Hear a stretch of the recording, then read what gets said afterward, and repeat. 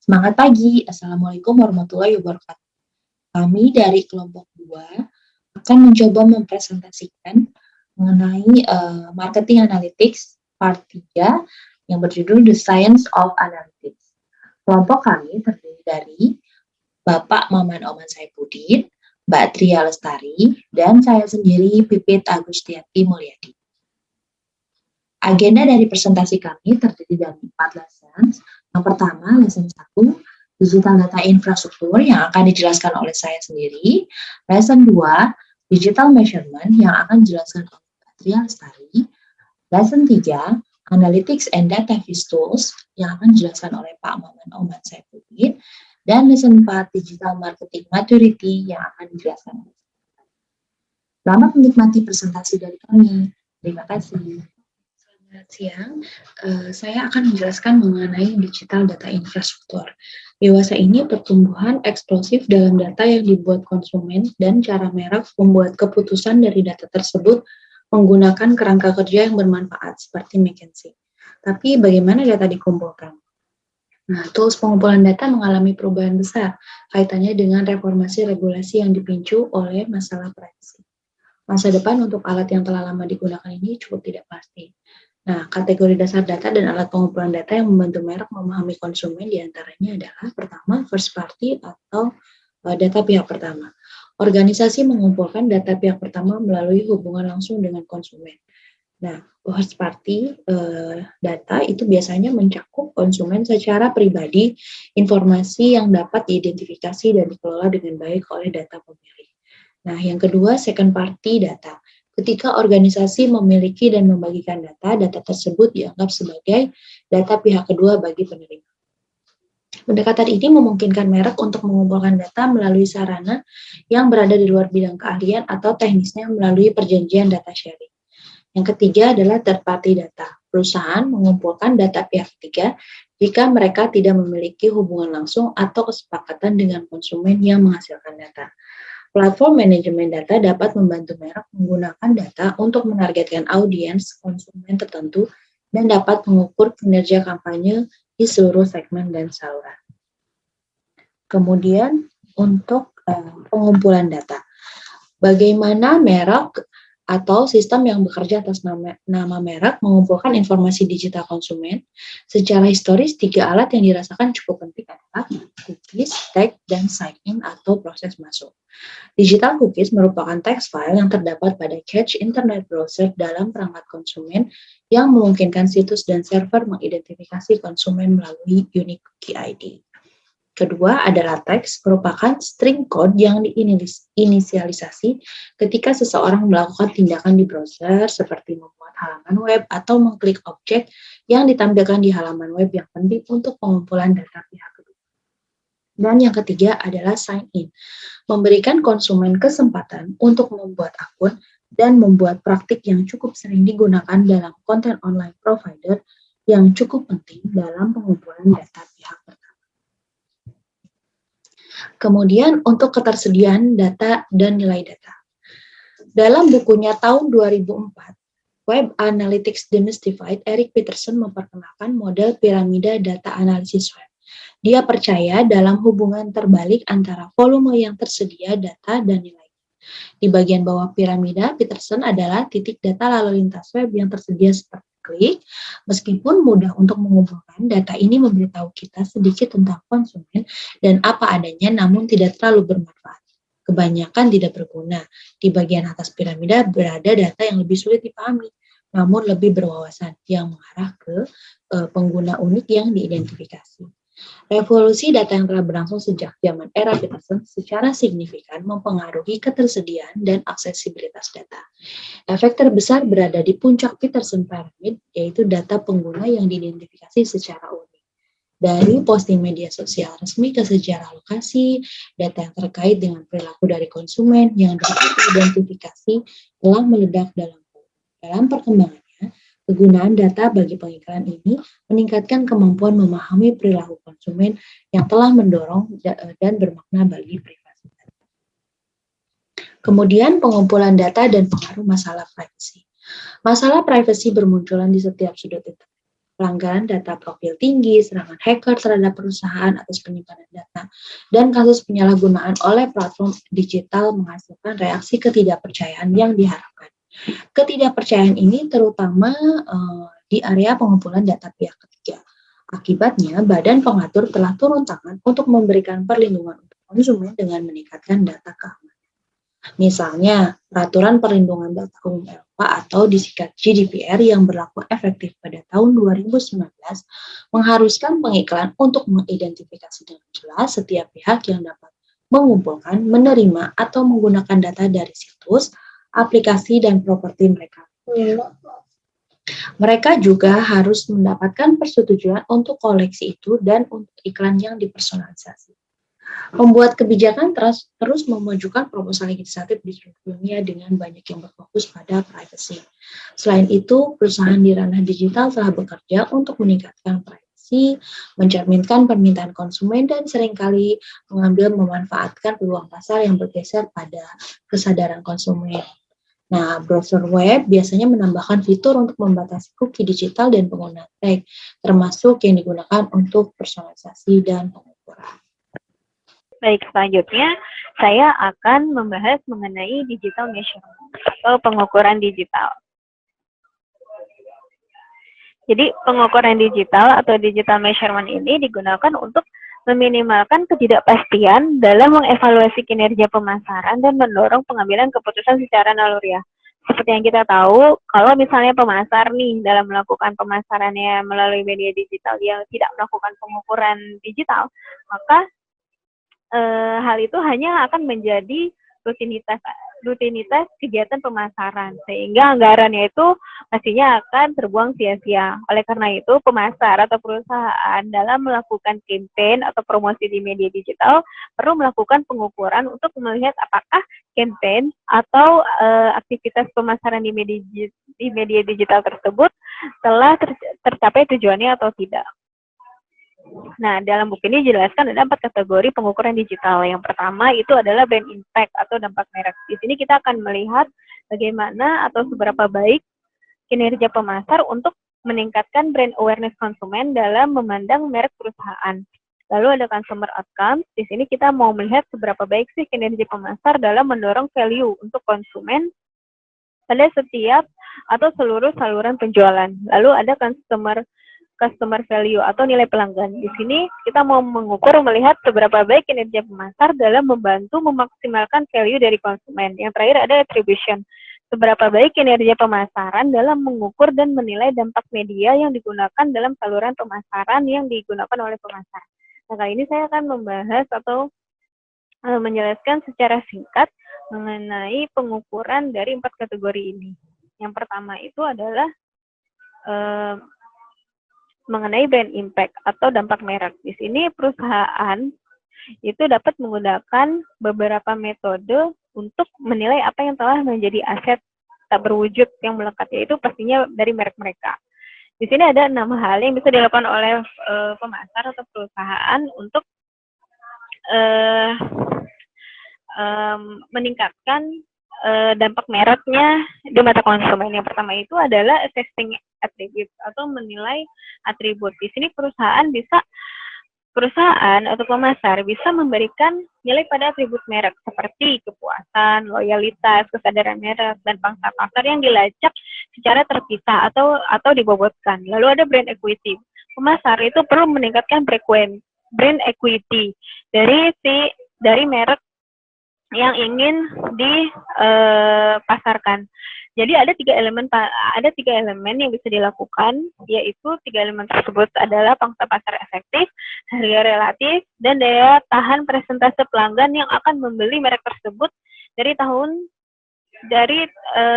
tahun-tahun berikutnya, gitu, di periode-periode selanjutnya. Lalu ada brand valuation. Brand valuation ini penilaian yang masuk akal dari suatu merek, sehingga produk atau jasa itu tidak kehilangan identitas atau jati dirinya. Lalu ada algoritmik. Di sini maksudnya adalah untuk menghasilkan pendapatan atau memperkirakan nilai merek. Lalu ada royalty relief, di mana perusahaan itu memberikan lisensi mereknya ke pihak ketiga, yaitu dengan pemberian atau pembayaran royalti, melalui pembayaran royalti. Lalu yang terakhir adalah Net Promoter Score. Net Promoter Score ini di mana perusahaan atau pemasar memberikan pertanyaan kepada pelanggan. Contohnya kalau misalnya kita setelah kita melakukan menggunakan jasa dari suatu perusahaan, pasti perusahaan itu akan memberikan feedback. Apakah Anda merasa puas dengan pelayanan kami? Berikan feedback skor 1 sampai 10. Jika puas, semakin mendekati angka 10 berarti Anda semakin puas, atau 0 semakin sangat tidak puas. Ini adalah contoh dari Net Promoter Score, di mana perusahaan atau pemasar akan memberikan pertanyaan kepada pelanggan. Lalu pengukuran yang selanjutnya adalah measuring sales levers consumer outcome. Nah, untuk measuring sales levers ini, pemasar itu bisa menggunakan Google Analytics sesuai dengan tujuan atau hal yang ingin digarap oleh si perusahaan atau pemasar. Nah, di Google Analytics ini kita bisa menganalisa hal-hal yang memenuhi syarat untuk tujuan agar bisa tercapai. Nah, di sini ada beberapa contohnya, ada beberapa hal yang bisa dianalisa oleh Google Analytics, seperti melihat halaman, menonton video, membuat akun, mengunduh aplikasi, mendaftar untuk bulletin email, terus juga mengomentari postingan blog, terus juga bisa melihat menempatkan item dalam keranjang belanjaan online. Ini adalah contoh informasi-informasi yang bisa dianalisa oleh Google Analytics.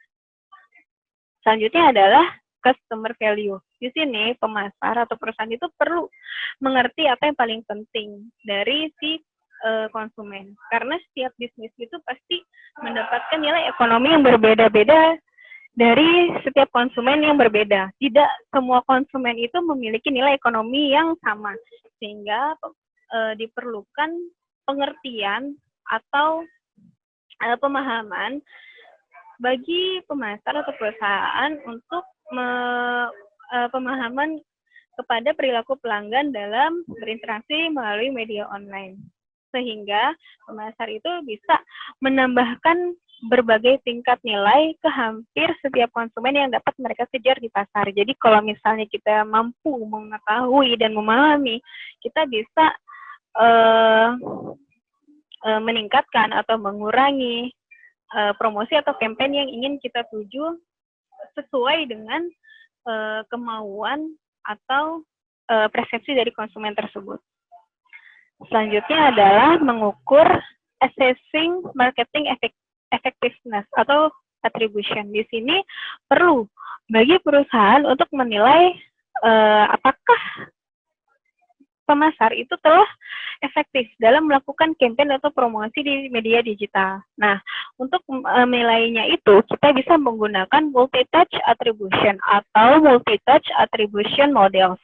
Nah, jadi multi-touch attribution models ini itu bisa mengukur manfaat relatif dari media digital tertentu untuk mempengaruhi konsumen. Maksudnya adalah di mana multi-touch attribution ini kita bisa melihat atau melacak efektivitas dari masing-masing platform media digital. Jadi kalau misalnya pemasar ingin melakukan campaign atau promosi, kan dia akan melakukannya di berbagai banyak media digital. Nah, multi-touch ini dia bisa men-track tuh bagaimana sih atau melacak apakah di media digital mana yang dirasa-rasa sangat efektif atau tidak efektif. Jadi pemasar dapat memahami customer journey-nya, touch point-nya dari si konsumen, apa sampai mana mereka men-touch point dari media-media digital tertentu. Nah, jika terdapat data aktual tentang perilaku konsumen, maka model tersebut disebut deterministik. Sedangkan model yang menutupi celah data perilaku konsumen disebut probabilistik, di mana paduan antara deterministik dan probabilistik ini itu membantu cara kerja dari setiap solusi multi-touch attribution tersebut. Nah, di sini di bawah ada single media channel attribution dan ada marketing dan ada marketing attribution. Maksudnya adalah single media channel attribution ini di mana pemasar melakukan campaign atau promosi dari single media tersebut. Contohnya seperti Twitter, Amazon, Facebook, dan Google. Ini adalah contoh single media. Nah, kalau marketing attribution seperti yang terdapat di sini dan ada Newsbar, Impact, Analytic Partners, ini adalah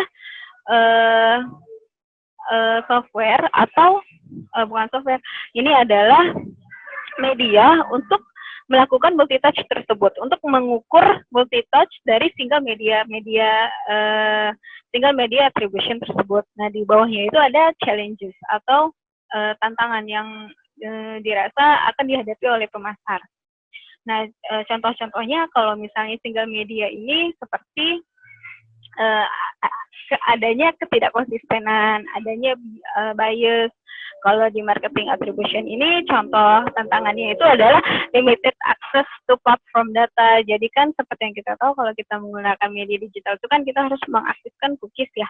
Nah, kalau misalnya si konsumen itu tidak mengaktifkan cookies itu kan berarti maka terdapat limited akses bagi si pemasar untuk menjangkau lebih jauh bagaimana sikap atau data dari si konsumen.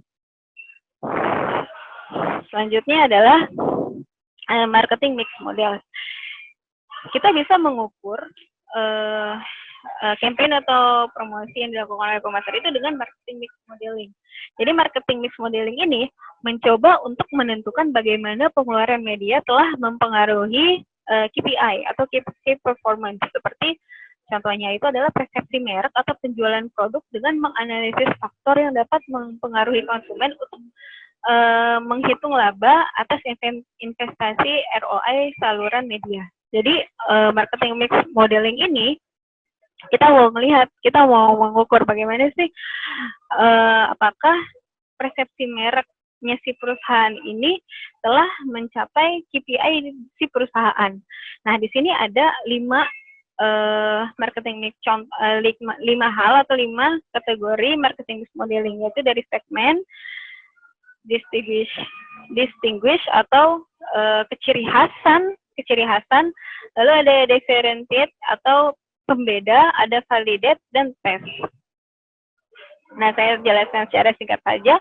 Kalau misalnya segmen, di sini pemasar baru mengevaluasi segmen. Apakah segmen atau orang yang dijangkau oleh pemasar itu telah sesuai atau tidak. Lalu distinguish ini maksudnya ciri khasan. Apakah di mana konsumen memberikan exposure atau membuat konten yang memiliki ciri khas sehingga bisa diterima oleh konsumen. Ada differentiate atau pembeda, di mana kita menilai nih bagaimana perbedaan elemen dari setiap media yang akan dijangkau oleh pemasar. Setelah itu divalidasi dari kegiatan-kegiatan tersebut, lalu kemudian dites atau diuji. Bagaimana kita ingin melihat apakah kegiatan-kegiatan tersebut telah efektif atau kita ingin melihat apa yang paling sangat berpengaruh di mata konsumen dari campaign atau promosi yang dilakukan. Nah, selanjutnya ya adalah getting to true list atau incrementally test. Incrementally test ini itu adalah maksudnya pendekatan yang dilakukan oleh pemasar, pendekatan kepada konsumen yang dilakukan oleh pemasar. Kita melihat, kita mengevaluasi, kita ingin mengtes. Nah, incrementally test ini terbagi dalam 2 kategori, yaitu eksperimen dan observasi. Kalau observasi ini menggunakan eksperimen sintetis untuk mencoba mereplikasi eksperimen nyata dengan menemukan kelompok kontrol dalam kelompok orang yang tidak diperlihatkan iklan atau variabel iklan yang kemudian dievaluasi oleh analis. Nah, kalau eksperimental ini dia mengembangkan hipotesis mengenai efek yang ditimbulkan oleh perubahan strategi, kemudian menentukan kelompok atau orang akan diberikan eksperimen dan kelompok yang tidak diberikan eksperimen seperti materi iklan atau audiens, kemudian membandingkannya. Hal ini akan berdampak pada hasil yang diharapkan oleh si analis adalah analis ini atau pemasar akan mengerti nilai tambahan sebenarnya dari strategi yang dilakukan. Jadi singkatnya, kalau observasi itu kita menggunakan mereplikasi eksperimen. Jadi kita membuat eksperimen buatan, lalu diperlihatkan ke audiens yang sudah dikontrol. Lalu kita mau melihat dari eksperimen tersebut lalu dievaluasi. Itu ada melalui observasi. Nah, singkatnya, kalau eksperimental itu kita mengembangkan hipotesis. Jadi perbedaannya adalah dari yang satu mengembangkan hipotesis, yang satu menggunakan eksperimen. Lalu selanjutnya adalah di sini adalah contoh dari incrementally testing. Di sini kita ada grup 80% yang dites menggunakan iklan, diperlihatkan iklan, lalu ada grup yang tidak diperlihatkan iklan. Lalu kita menentukan target audiensnya. Lalu nanti kita akan mengkomparasi, lalu dianalisa. Nah, di bawah ini adalah contoh hasil tes dari incrementally testing. Yang di bawah itu adalah grafik kontrol, maksudnya ini adalah eksperimen yang sudah ditentukan. Lalu yang di atas ini adalah tes. Jadi tes yang tidak dilakukan perencanaan sebelumnya. Kita bisa melihat ini adalah contoh sih. Kurang lebih hasil tesnya akan seperti ini. Nah, di sini saya akan memperlihatkan video bagaimana Facebook melakukan incrementally testingnya.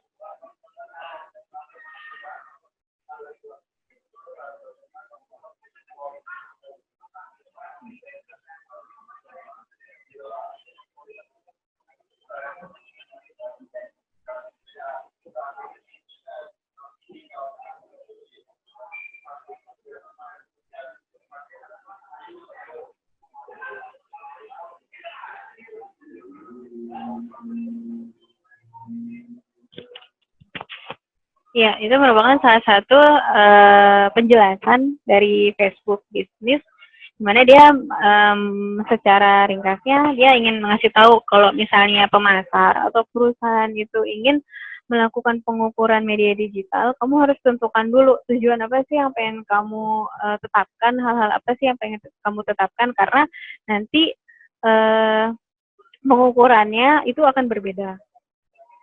Lalu selanjutnya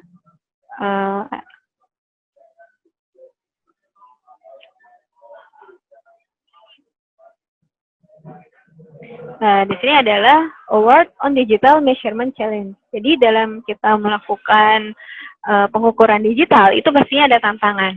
Di mana dalam upaya pengukuran digital itu adanya tantangan dari kebutuhan akan ketelitian dalam desain studi dan implementasi, sehingga uji coba akuntansi untuk ketidakaturan yang tak terelakkan dalam data yang dikumpulkan. Pengukuran digital menimbulkan beberapa masalah bagi analisis.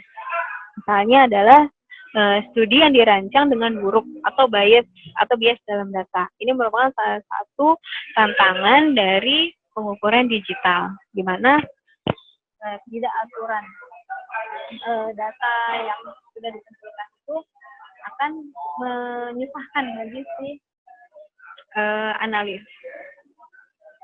Demikian presentasi dari saya. Selanjutnya akan dijelaskan oleh Mas Oman. Baiklah, selanjutnya kita akan membahas mengenai berbagai tools dalam digital analysis. Nah, teman-teman, seperti yang kita ketahui, pasar dari digital analysis tools semakin luas berkembang seperti yang telah banyak diterapkan dalam pemasaran. Kita perlu perhatikan dulu beberapa kategori penting dalam analisis digital untuk melihat berbagai perilaku konsumen secara daring. Pertama adalah social listening. Dalam social listening ini, berbagai tools yang dapat digunakan akan terhubung ke berbagai jaringan sosial media. Tools ini akan menyediakan akses langsung ke konten yang dibuat oleh konsumen dan pemasar dapat mempelajari berbagai perilaku konsumen di sosial media, seperti minatnya, apa yang disukai, apa yang sering dicari, dan bagaimana konsumen itu berinteraksi dengan brand yang dimiliki pada sosial media. Beberapa tool yang sudah sangat dikenal seperti Hootsuite, Brandwatch, Awario, dan banyak tools lainnya. Saya ambil contoh Hootsuite yang merupakan salah satu tool sosial media monitoring yang paling banyak digunakan karena fiturnya yang lengkap.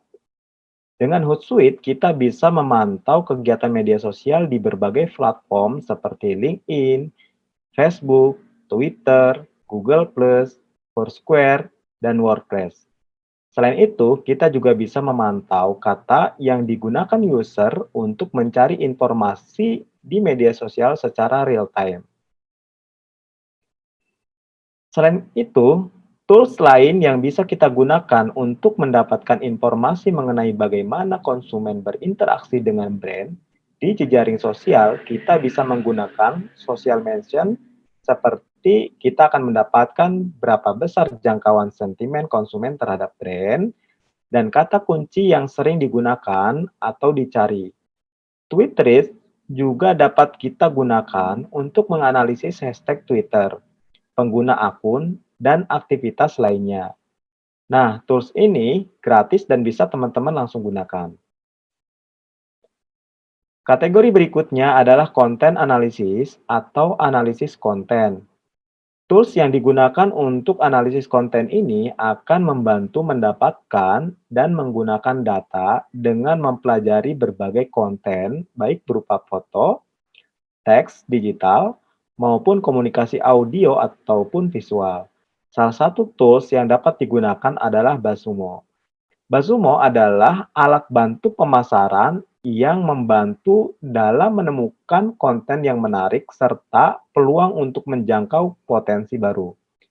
Tools ini juga membantu analis untuk mencari konten, link, dan komentar yang paling banyak dibagikan. Selain itu, BuzzSumo juga membantu dalam menemukan influencer teratas, memantau brand mention, feedback, dan masih banyak lagi.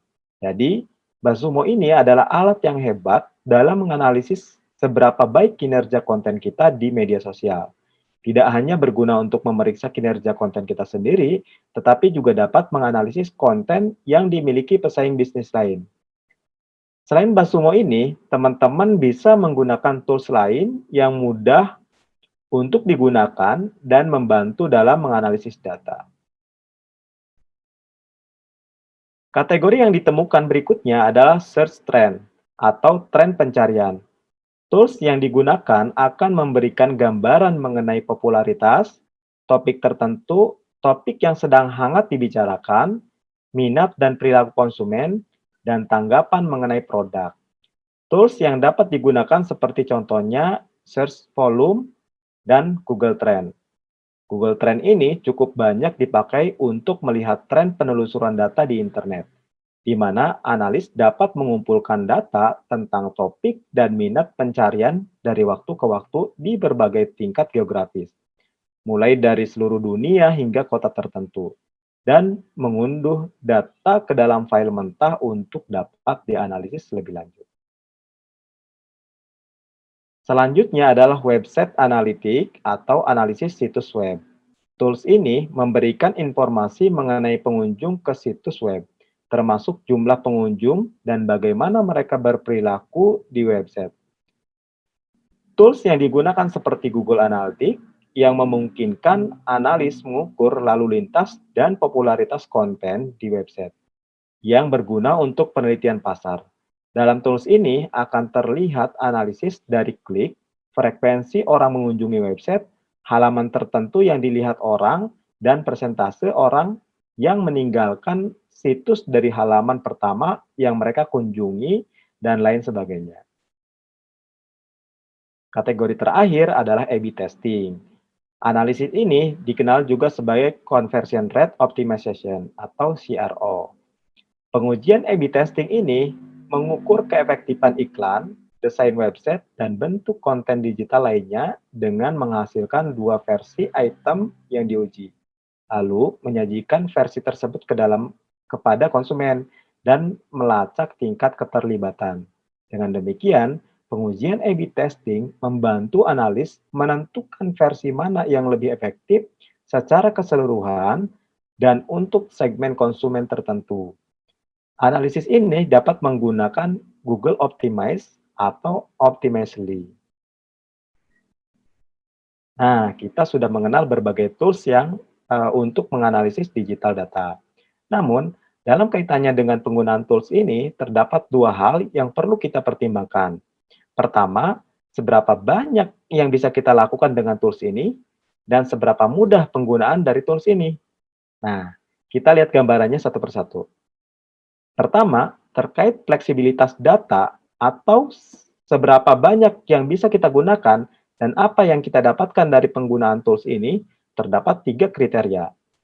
Pertama, enterprise platform atau high data flexibility.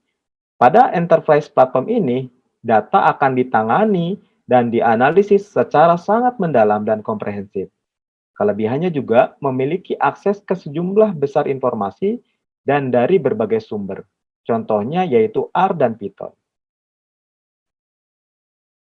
Kedua, yaitu point solution atau medium data flexibility. Pada point solution ini akan menawarkan solusi yang lebih terjangkau. Salah satu contohnya yaitu berbagai survei digital yang dilakukan untuk melihat tanggapan dan evaluasi dari konsumen. Salah satu contoh yang sering digunakan adalah SurveyMonkey. Ketiga yaitu analisis gadget atau low data flexibility. Analisis gadget ini tersedia pada online dan biasanya tidak memerlukan pengguna untuk mengunduh apapun. Beberapa dari tools ini mengharuskan pengguna untuk mendaftar dan masuk dengan subscribe email. Sementara yang lain tidak memerlukan apa-apa. Contoh Wordle. Wordle merupakan tools untuk menghasilkan word cloud dari berbagai kumpulan teks. Kriteria selanjutnya yaitu mengenai kemudahan penggunaan. Pertanyaannya yang selalu kita tanyakan pada diri kita adalah, seberapa mudah bagi saya untuk menggunakan alat itu?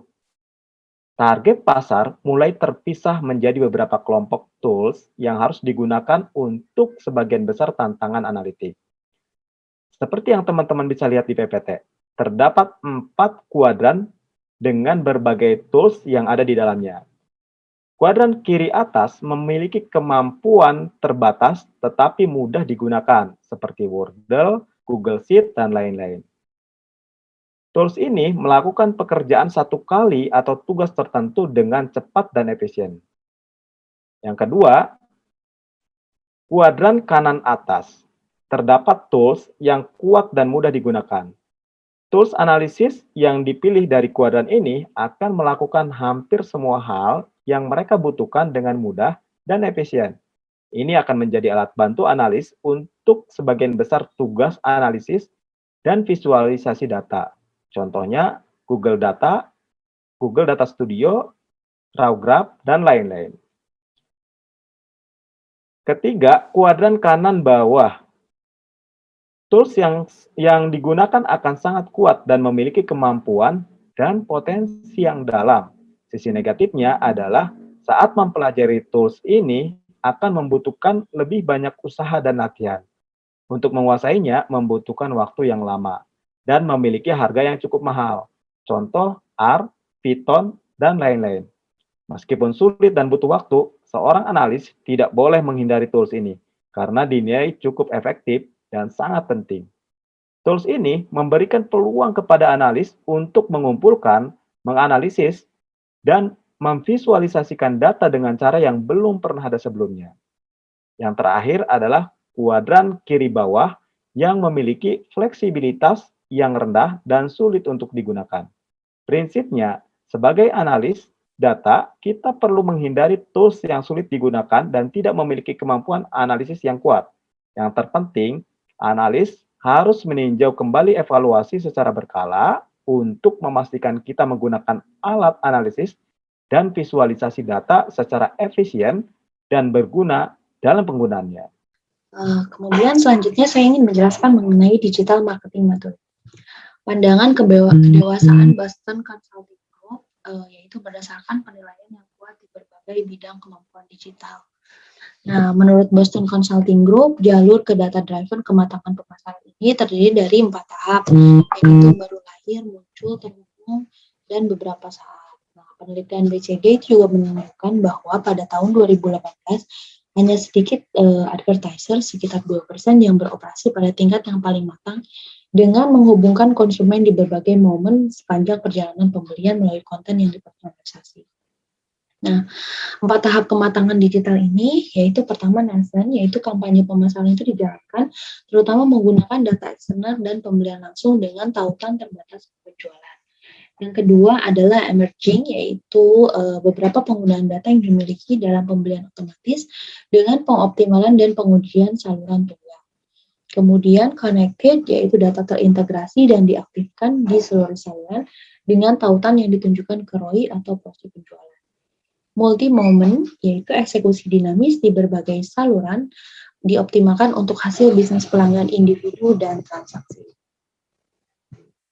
Kemudian selanjutnya pandangan Bain terhadap kematangan pemasaran digital itu berpusat tegas pada pengukuran, mengutip peluang yang diciptakan oleh koleksi informasi pelanggan dan teknologi yang tersedia untuk bertindak di atasnya.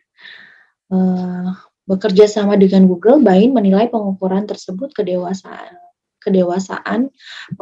pemasaran digital ini terhadap 600 pengiklan di Amerika, Inggris, dan Kanada, dan mengurutkan mereka menjadi 4 tingkat kurva kematangan, yaitu mulai dari dasar hingga terbaik di kelasnya. Nah, yang pertama itu pengukuran. Mereka memiliki pemahaman yang lebih mendalam tentang pelanggan mereka dan aktivitas pemasaran yang terkait dengan hasil bisnis. Kemudian aktivasi itu mereka menggunakan otomatisasi dan mesin terbaru alat pembelajaran untuk menjangkau dan terhubung dengan pelanggan dalam skala besar dan mempersonalisasi pesan mereka. Kemudian ways of working atau cara kerja, yaitu tim kerja yang gesit dan berpusat pada pelanggan, serta fleksibilitas anggaran di seluruh saluran untuk memahami, menguji, belajar, dan bertindak berdasarkan wawasan pengukuran. Advertiser atau pengiklan yang mengendalikan pemasaran dan periklanan mereka secara data dan teknologi dapat merespon dengan cepat kebutuhan pelanggan dan mengirim pesan yang dipersonalisasi pada saat yang tepat. Nah, ini adalah biasanya janji utama buying yang dilihat dari pengukuran.